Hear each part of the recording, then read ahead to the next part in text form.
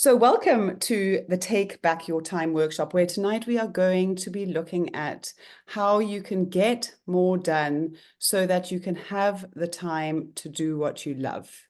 It is 7 p.m. here in Cape Town. If you are watching this on the replay, I hope that you have a nice cup of coffee and just settle in. And I wonder how many of you, if you are here, if you're in the replay, think about it. How many of you long to have more time? How many of you are feeling overwhelmed, stressed out, like you just wish you had more time? I'm sure that you are if you are here. And so stick around, because I am going to be showing you how we can move out of this space where we are overwhelmed, flustered, and frustrated. Stay also to the end, because we have a draw at the end for the opportunity to win a free balance and boundaries coaching session. And there is also an extra special gift that I want to give you at the end. So please do stick around. You're going to be learning so much today. I'm so excited to share this. And so, yeah, I'm going to get on with it now.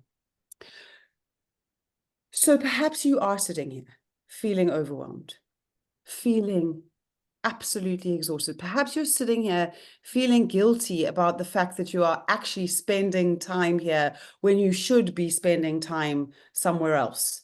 Maybe you're feeling like there are so many other things that you should be doing. But I'm going to show you why you're feeling that way and how you can build resilience so that you have the capacity to respond to life in the way that you want to, in the way that you need to, in order to be the mum and the person that you want to be. And I'm also going to teach you how this can help you to set boundaries so that you have some time for yourself. Welcome, Kirsty, to the room.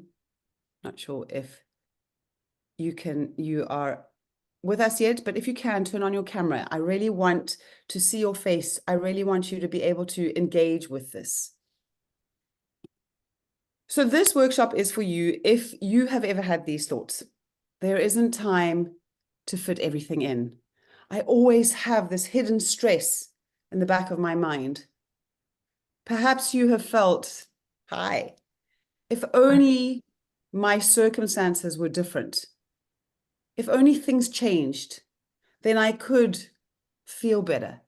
Then I could do better at work. Then I would be more present with my children. Maybe you've thought, oh, I just get so distracted by all the things I need to do. And I just wish that I could be more in control. I wish that I could feel less guilty. If you've had those thoughts or anything along those lines, you are in the right place. That's me ringing. It is. Let's turn that off. My apologies. Go back to our sharing.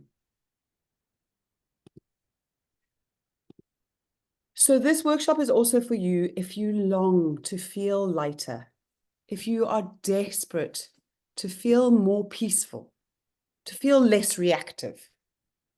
If you want to be more productive at work, if you want to be able to be present with your children, which I know is something that we all long for. If you want to have more time for you so that you can choose to do the things that make you healthier, choose to do the things that make you happier. The reason that I am offering this workshop is because this is my story. This is not a picture of me, but this is what my life was like 6, 7 years ago. I lived this chaotic, fractious life where I was moving from one thing to the other. I crashed cars endlessly. This was my signature move, was crashing cars. And I spent time racing from one thing to the other. And then I spent time dealing with the aftermath of that race, of that chaos, of that freneticism, of that striving, of that trying to be something. I then had to spend time dealing with insurance. I had to spend time dealing with the other person whose car I had crashed into. I had to spend time making plans around the fact that I had crashed my car.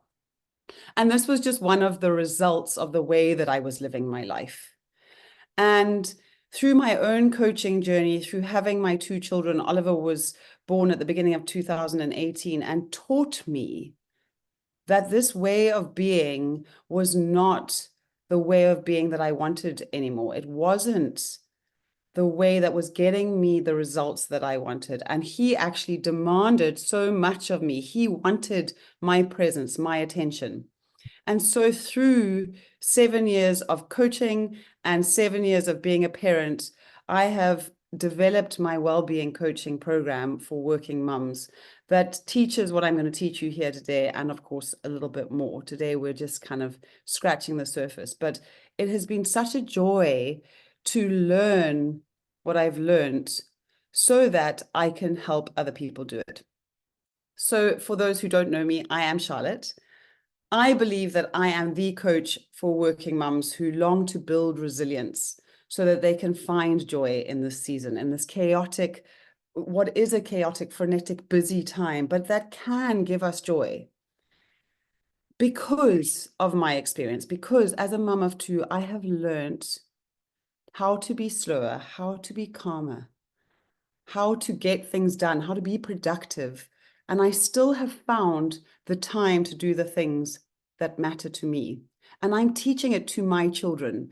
I said to Oliver the other day, slow is, and he said, calm. And I just thought, this is what I want. I want it to be an intergenerational change where we are slow and calm so that our children can be slow and calm, where we are resilient so our children can be resilient. And so that is my passion, that is my joy, and that is what I want to teach you a bit about tonight. So I want you to think about, what is your time-stealing move? Is it scrolling through social media endlessly? Is it making mistakes because you are trying to multitask? Is it dropping things? Is it forgetting where you've put things and having to look for them all the time, or forgetting if you run the bath and flooding the sitting room floor? Is it shouting at a child and having to repair the relationship? What steals your time? Because my message today is that it is not about time. The issue that we experience is not about time. And so you may be thinking, well, what are you talking about? What do you mean? What is it about? And so I want you for a moment to close your eyes and to picture this. It is an early morning in your home.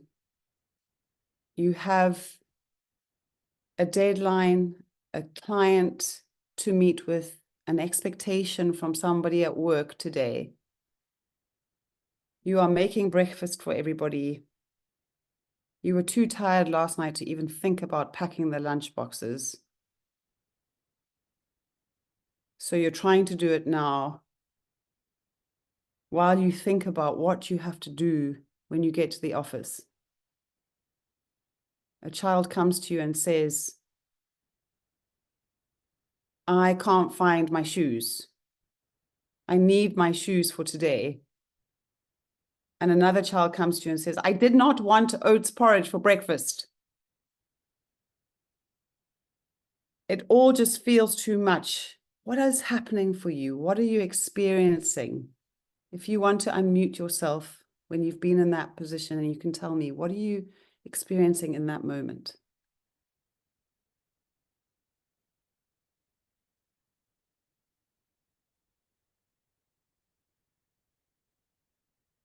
You might be feeling a bit like this lady.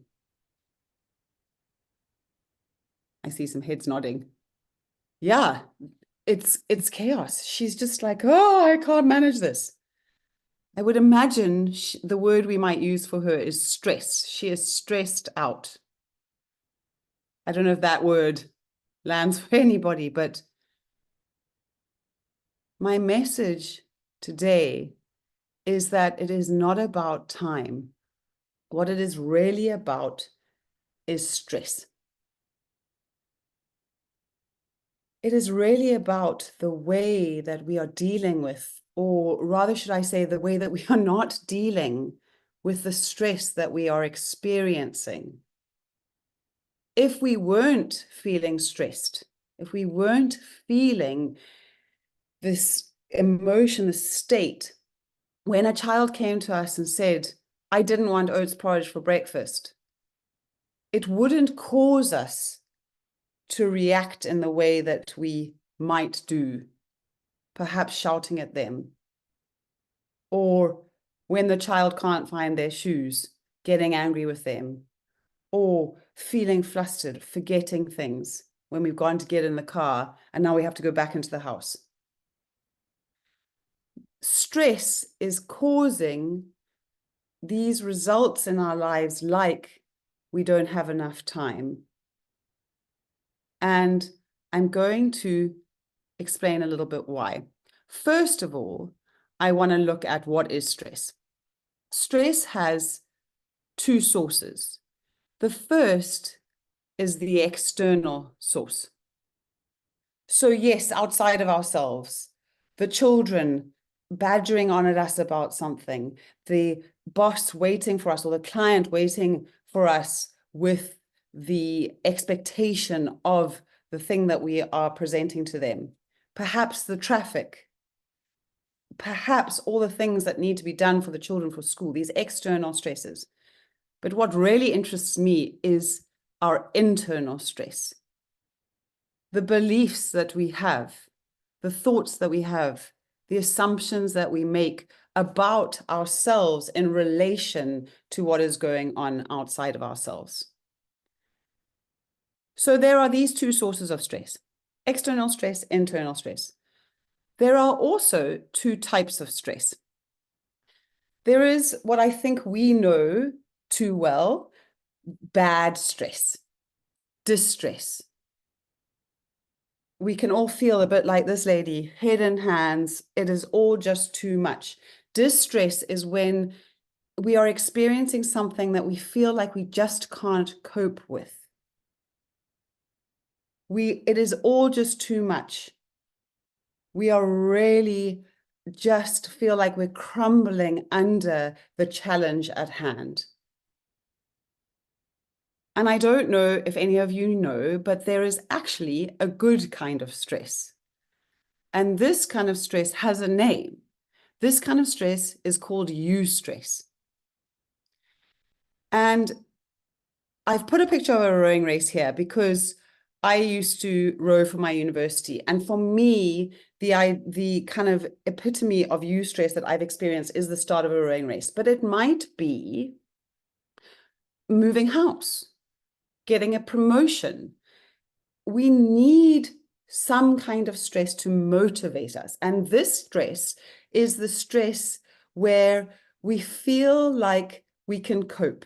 It is within our coping capacity. So if I am at the start of a rowing race, I have trained really hard for this race. It is 2,000 meters long. I know it's going to take approximately 8 minutes. I know that I am strong enough to manage this race, and I am ready to go. And so I am motivated, I am energized. Now imagine if 500 meters down the course, somebody with a loudhailer suddenly said, look, guys, the finish line has moved. We're not 100% sure where it is, and you just got to get there. I can already feel, just even thinking about that, how my energy would be depleted. My idea about my capacity to cope with the length of this race would be completely different. I would be in distress. And so you can see the difference, the kind of the shift from eustress to distress. And so we need this stress to help us perform. And this is what this graph shows us. Down here on the left-hand side of the graph, too little stress and we are inactive. If we didn't have to get up in the morning, if we didn't have to pay bills, we wouldn't have any need, any motivation to get going. And then we have this optimum stress zone, this eustress zone, where I love that pumped. I am at the beginning of a rowing race. I am pumped. I am raring to go. I am performing at my best. But as soon as we hit that level of challenge where we suddenly think, I don't know if I can cope, we start moving into that exhausted zone. We start moving into anxiety. We start getting further and further down the other side, and our performance dwindles. Our performance as parents, our performance at work, our performance in how we look after our health. The results that we get dwindle. And so stress impacts, as we know, our mental health, our relationships, our performance, and how much time we have. Stress is robbing us of the time that we have to do the things that we love, to spend the time with the people that we love, to succeed at the work that we love. Why is this? Why does stress have such a huge impact on us? 2,000 years ago, we were in, you may well know about Maslow's hierarchy of needs, you may not, but we were in survival mode. We needed to go out and search for our food. And when we went out to search for our food, the chances are that we might come across a life-threatening threat, like a lion or a tiger or something like that.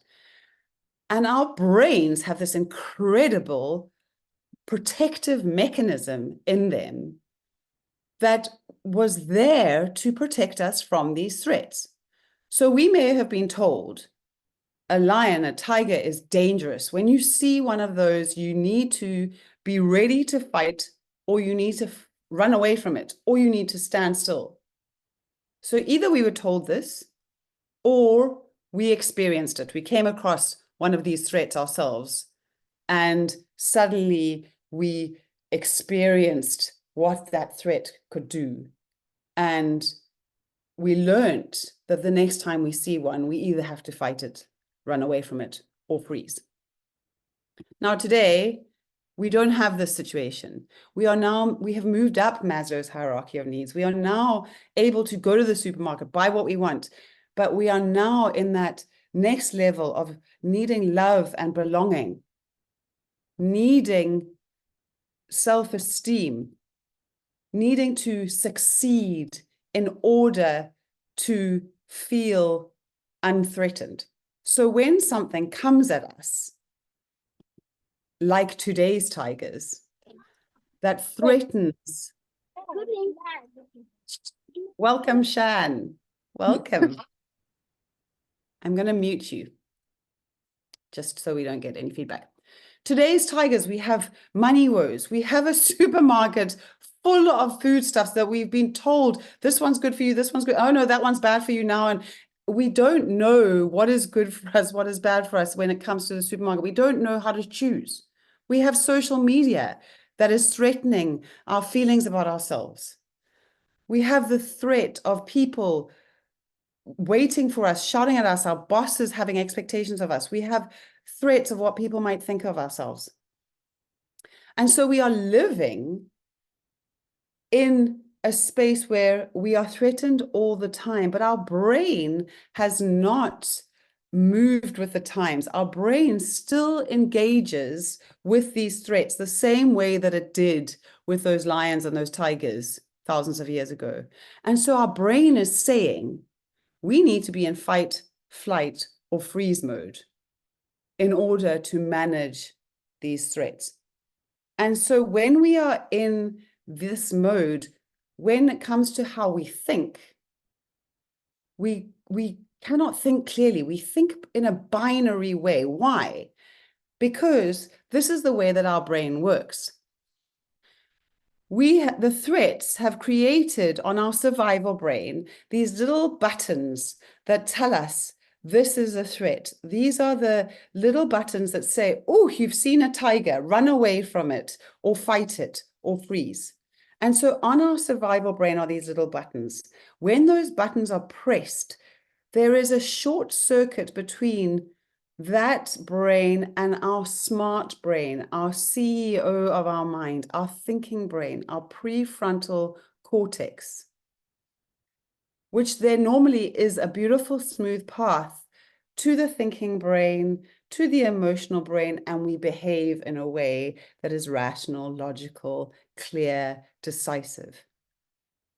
But when we are threatened, our emotional brain cuts off that path. And so we behave out of emotion. We behave out of fear, anxiety, panic. We cannot think clearly. And so the result is that we do the behaviors that lead us to an end of a bigger result, that we don't have time, or that we don't do the things that bring us joy, or that we have terrible relationships or broken relationships. We don't succeed at work. In our bodies, there's a whole nother experience that is going on. When we are in this stress response, our hypothalamus sends ACTH out to our adrenal glands. Our adrenaline is pumping, cortisol is pumping. Our heart rate goes up, and we experience an electrical impulse in our heart rate, in our heart pattern, that is chaotic.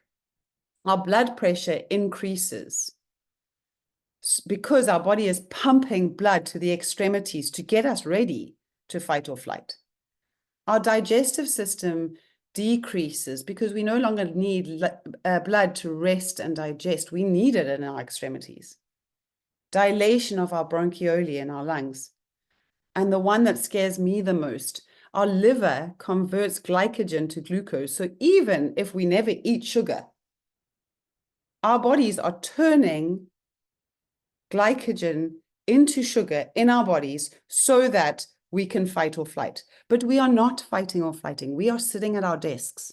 We are sitting in the car. We have sugar pumping through our bodies. We have a chaotic heart rate. We are making ourselves ill. And this is happening on a day-to-day basis. If nothing else from this workshop, I hope that we have this moment of, I want to be well. Do you want to see your children get married? Do you want to see your grandchildren grow up? We need to change how we experience our lives so that we are physically healthy as well as getting the results that we want. Because if we don't do this, we are taking years off our lives just by staying in this stress response all the time. So that is an aside. We want to be the healthiest that we can be physically, as well as mentally and emotionally. Because this is completely draining. We are draining ourselves of energy. When we are in the stress response, we don't bank any energy. We are withdrawing energy all the time. And so no wonder we don't have the capacity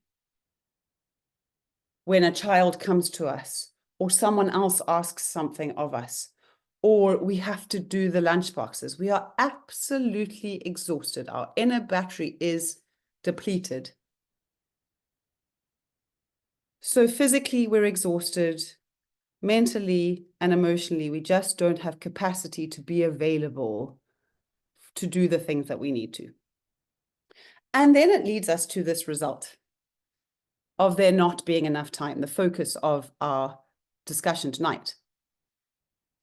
We find ourselves in this situation where there is not enough time. And we need to figure out why we've got to this point. And that is because we are doing the behaviors that were decided by our emotional brain. We're multitasking. We're doing thousands of things because we've got to fight this to-do list. We've got to fight all the things that need to get done. We've got to fight all the expectations. We're doing it all ourselves. we're holding it all up. And as a result, we're making mistakes. We're forgetting things. We're having to redo things. We're having to repair relationships. And we are absolutely exhausted, overwhelmed, depleted, which means we're back in this cycle of doing these things ourselves, of not thinking clearly, of being indecisive. And back in that point where we just don't have enough time. All I want is a moment for myself. I wanted to look at it slightly differently, in that if we look at this as an iceberg, above the iceberg is the result that we're getting. There is not enough time. And the behaviors that are outside of ourselves. So perhaps those behaviors are doing it all ourselves, trying to do everything at the same time, shouting at the children, getting distracted from our work, forgetting things, making mistakes. Underneath the iceberg, there is a whole lot going on physically, as we've talked about. This deep kind of impact that we're having on our physical health. And there is so much going on under the iceberg that is leading us to these results. The first of which is how we are thinking. We behave in response to how we're thinking. So our thinking is indecisive. Our thinking is scrambled. Our thinking is irrational. Thoughts in this state of being might be, well, there's nobody to ask for help. I mean, I have to just get this all done. In fact, it's actually easier if I just do it all myself. Looking at them, the children, the team, why can't they do what they need to do? Why are they getting it wrong? Well, I have to do this. I need the money. I have to work like this because I need to pay the bills, and or in this day of technology where we have a need to respond all the time. I have to respond to this email right now. I can't choose. So what happens underneath that? What causes this kind of thinking is a feeling of insecurity, perhaps a feeling of a lack of confidence, anxiety, that stress that we talked about. And I want to ask you, what do you think a feeling is? And that might sound like a strange question, and I maybe not very clear, but what is underneath a feeling? What is underneath a feeling is our emotion. Feeling is an emotion that we become aware of, because an emotion is energy in motion. So right now you are experiencing an emotion. There is energy in motion in your body right now that is causing you to either take note of what I'm saying, focus on what I'm saying. If the energy that is emotion is actually interest, curiosity, that's the feeling. But the energy, that emotion, is happening without you even being aware of it. As soon as you become aware of it, it's a feeling. And then it impacts how you're thinking. And then it impacts how you behave and the result that you get. If the energy that was in motion perhaps was one of boredom, whatever boredom might feel like, then the thinking would be different. The behavior would be different. The result would be different. And so it's when we get to know what energy is in motion around specific, sorry, I keep going there, but around specific situations that we can start to make changes. But the energy that is in motion comes from right at the tip of the iceberg. And it comes from, I believe, from our beliefs, from our experiences, from those buttons that have been embedded into our survival brain through our experience of life, so that we now have an experience of a threat so deeply embedded that the idea of I should be able to do this. I can't be weak. I'm not good enough. That embedded belief creates an energy in motion of anxiety or stress in response to the world. So something comes in and we see ourselves as, I can't cope, but I can't appear to be weak. Whatever that story is that we've got going on at the tip of the iceberg, that creates a certain energy in motion. The stress response, the sweating palms, the churning stomach, the chaotic heart rate, kinetic energy in our stomach as it churns, electrical energy in our chaotic heart rate, chemical energy as those hormones are pumping through our bodies. Those are the energies in motion of stress. And that energy in motion is what causes us to lose the capacity to think and then to choose how we behave and the results that we get. And once again, we are absolutely exhausted. So what do we do about this? And what I want to share and teach and help women learn is this idea of resilience. Now, the dictionary definition for resilience is the capacity to withstand or to recover quickly from difficulties. I love this definition of resilience, which is the capacity to prepare for, recover from, and adapt in the face of stress, adversity, or challenge. And why do I like this one better is that I think that we can be prepared. I don't think that we need to go out there, get knocked over, and bounce back. I love the idea of resilience as riding the waves of life on a surfboard.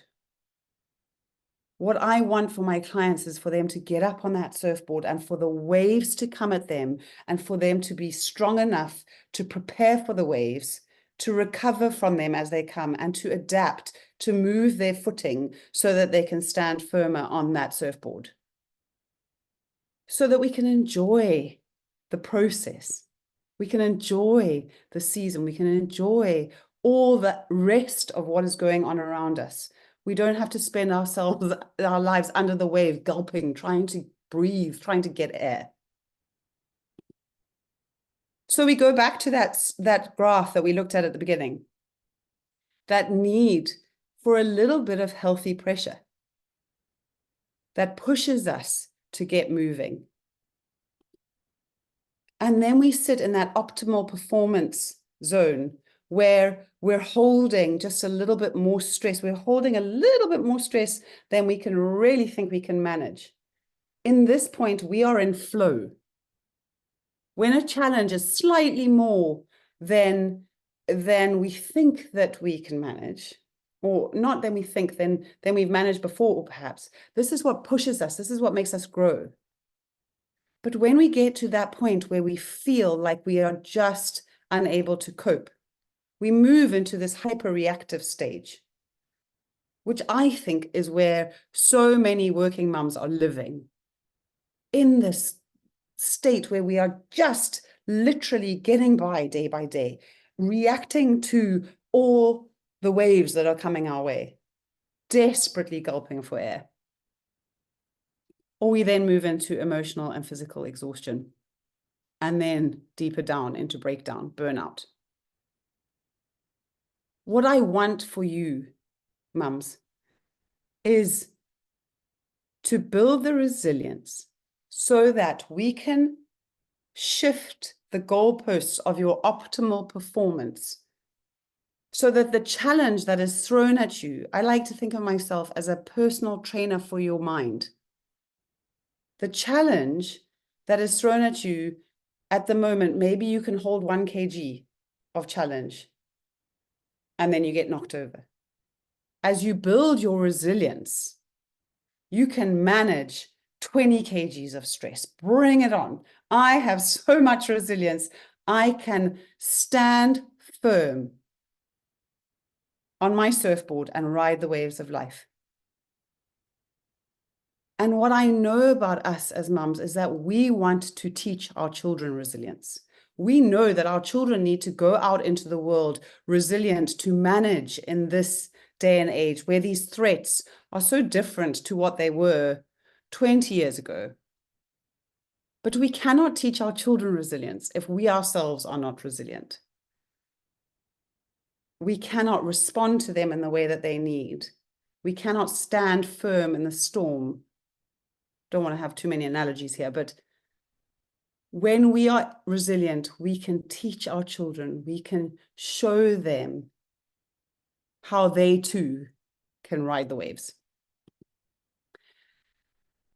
And that leads nicely into what I wanted to talk about now, is this locus of control. So often we are trying to control what is going on around us. But what I have learned is that what is out of our control is the actions of others, the past, the opinions of others, generally, what others might think of me, what happens around me, my circumstances, the traffic, how my husband behaves. What is in my control are my thoughts and actions, what I give my energy to, how I spend my free time, how I handle challenges, how I set boundaries, what my boundaries are. These things and many more are within my control, but these things are about me, how I show up in the world. We have an incredible capacity to influence the world around us, but we cannot control them. We cannot control it. We cannot control our children or our team. But by controlling ourselves, we can influence them. Because we can behave differently. The quality of everything we do, the way that we show up, depends, as I've shown you, on how we think. And the quality of our thinking, the capacity to think, the clarity, the ability to make decisions, to choose how we think, depends on the environment in which we think. And this environment, both externally and internally, needs to be a certain way. It needs to be a space of ease. It needs to be a space where feelings are accepted rather than pushed aside.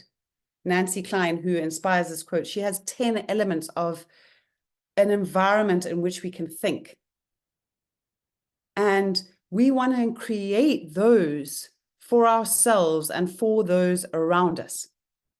You, as a leader of yourself, as a leader of your home and your children, as a leader of your workplace, you have the incredible opportunity to create a thinking environment for yourself and for those around you, so that you can have an emotional state or be in an emotional state that allows you to think clearly, rationally, logically. So how do we do that? We need to learn how to regulate our emotions. And it's not hard, but we don't even think about it. We just behave out of this emotional space without even getting to know. So many people come and sit in my rooms and I say to them, where do you feel that?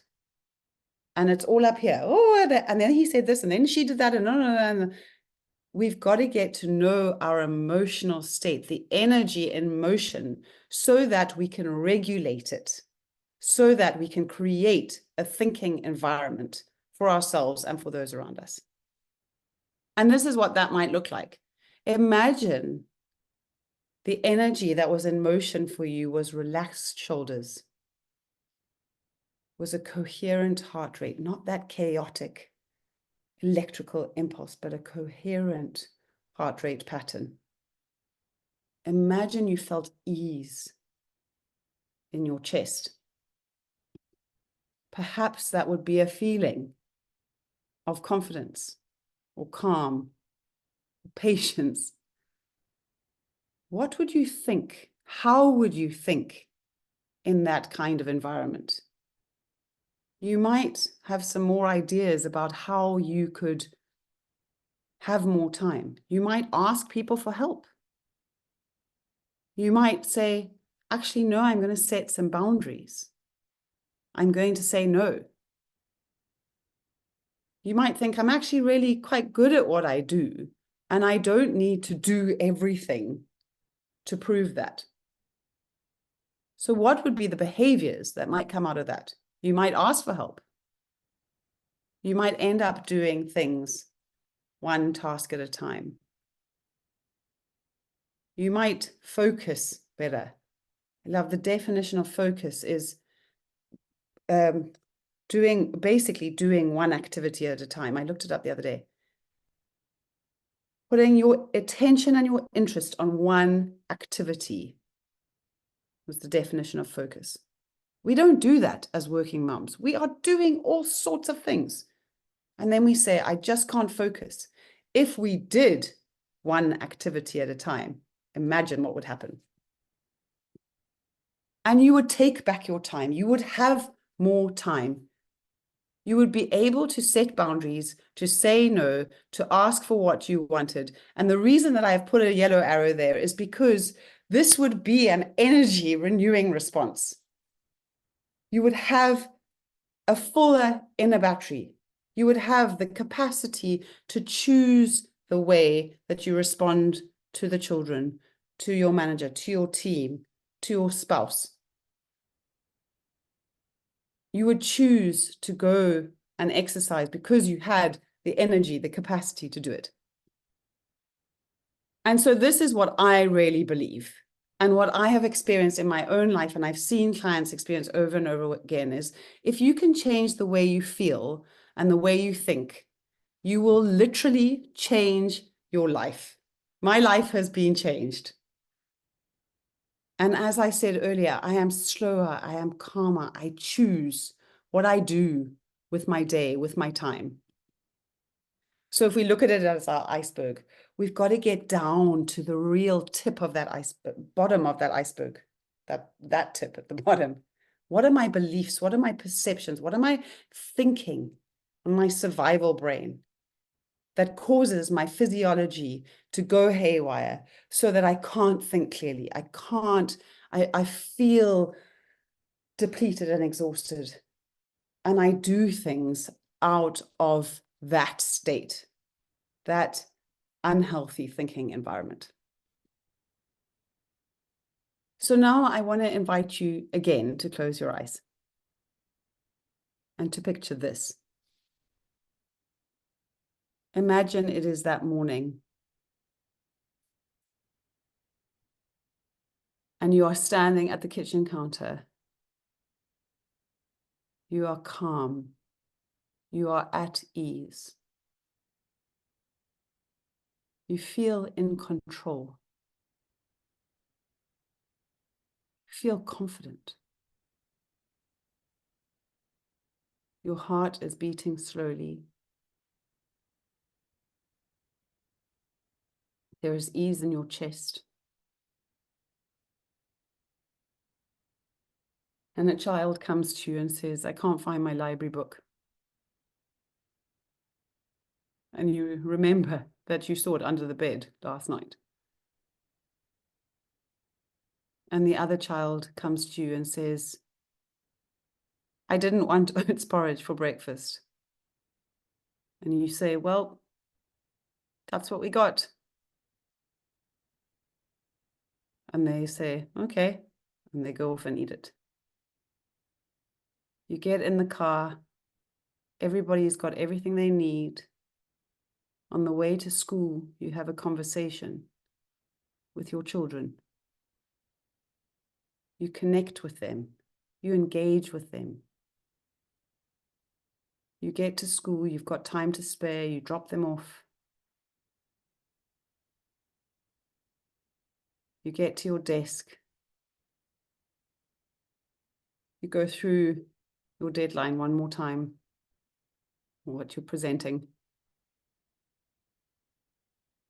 You experience the day slowly and calmly.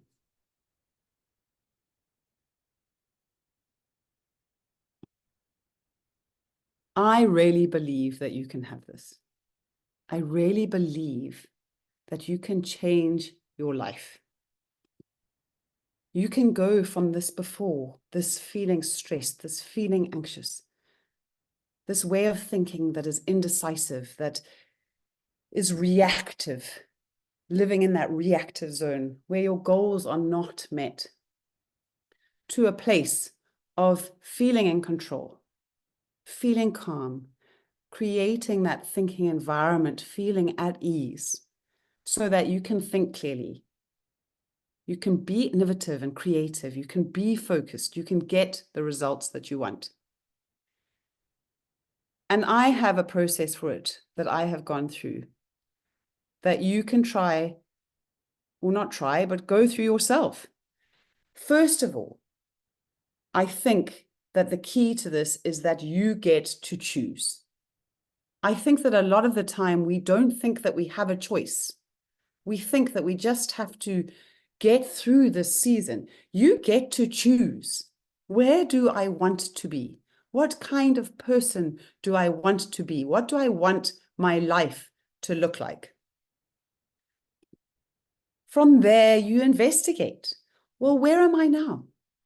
What is in the way of me being where I want to be? What are the beliefs? What are those buttons that get triggered when something happens outside of me and I feel threatened? What causes me fight or flight or freeze? And then you build a new way of being. Oh, it's so exciting. What do I need to believe so that I can feel, think, and behave in a way that gets me the results that I want? What do you need to believe? What do you need to know?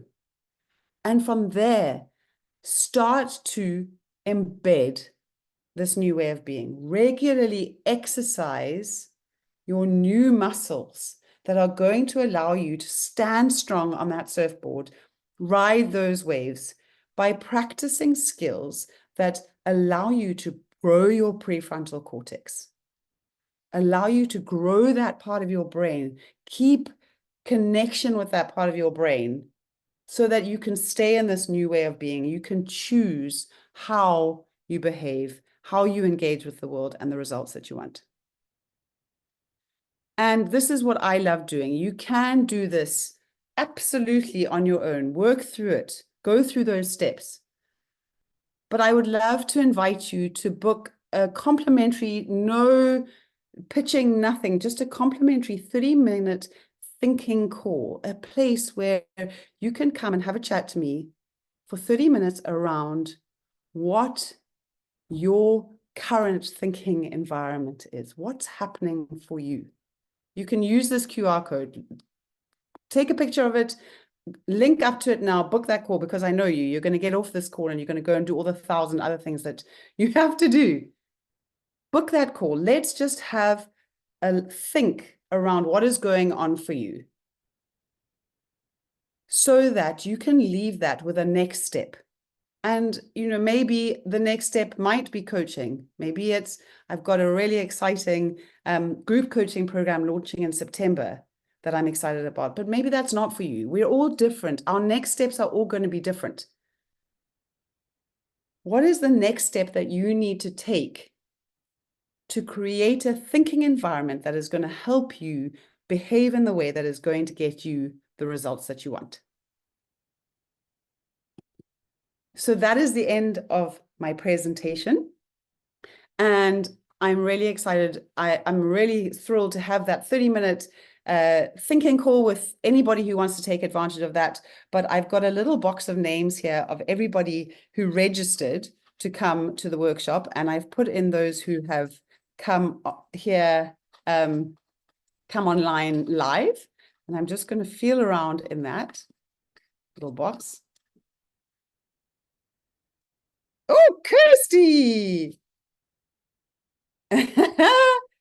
Kirsty, you have won a free balance and boundaries coaching session, which is just to take us deeper than that thinking session and just help to really get some deep coaching in there.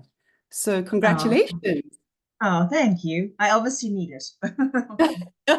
I will send you an email and we can set up a time for that. Thank you, Charlotte. Thank you, Sarah.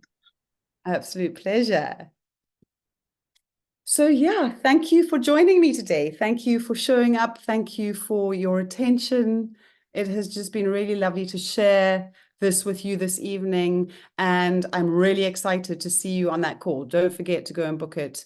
And if you need the link, just let me know and I will share it with you. And have a lovely evening. It's now late and I am going to let you go. We're even a little bit early. Perfect. Charlotte, thank you for your time. You're a star. Absolute pleasure. Lovely to see you. Thanks, Charlotte. It was amazing. Such a worthwhile hour. Good. Well, thank you for joining me. We'll see you soon. Bye.